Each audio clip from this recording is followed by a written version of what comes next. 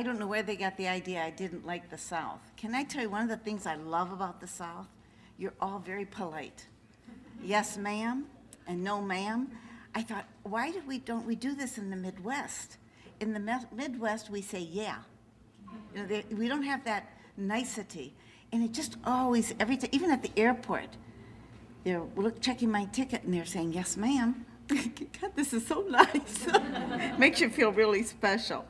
Well, I'm excited about being here. I love it that you have in South Carolina Montessori in the public school.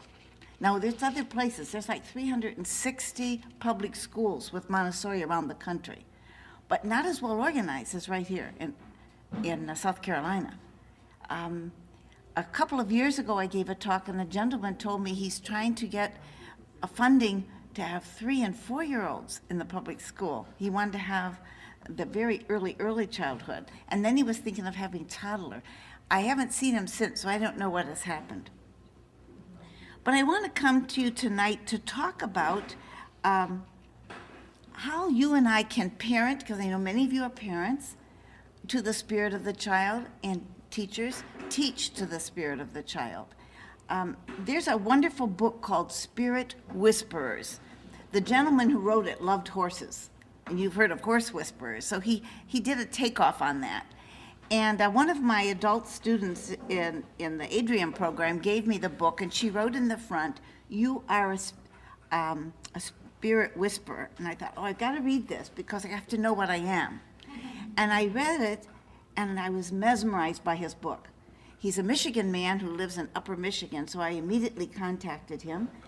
I said to him, you're talking about upper grades. I would like to take your work and bring it down to the young child. May I do that? And he said yes. And he and I have had many different talks over the time.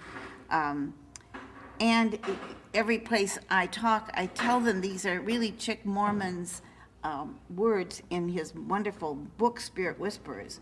But I've also added a lot of my own that I want to have. And we have a handout that you'll be getting. And on this handout, it will talk about some of the things that I will talk about tonight that you'll want to remember, that'll help you on this. I believe that if teachers and parents really understand the Montessori philosophy, we're all spirit whisperers. We're all teaching to the spirit of the child. Let me discuss with you how we can do that. Chick Mormon wrote about 6 principles.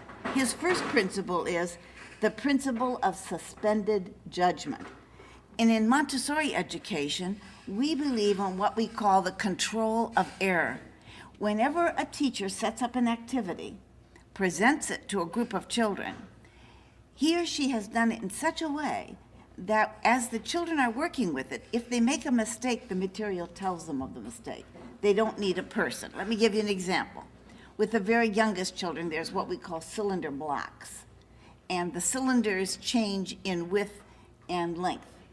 And if a child gets a thin cylinder in a thick hole, they're going to end up with a thin hole in a thick cylinder. So it says, uh-oh, there's a problem. You see what I'm saying? And whenever we're giving them some counting to do, if it's 1 to 10, we have just the right amount so that if they have stones or bears or whatever it is left over, they think, uh-oh, something's wrong.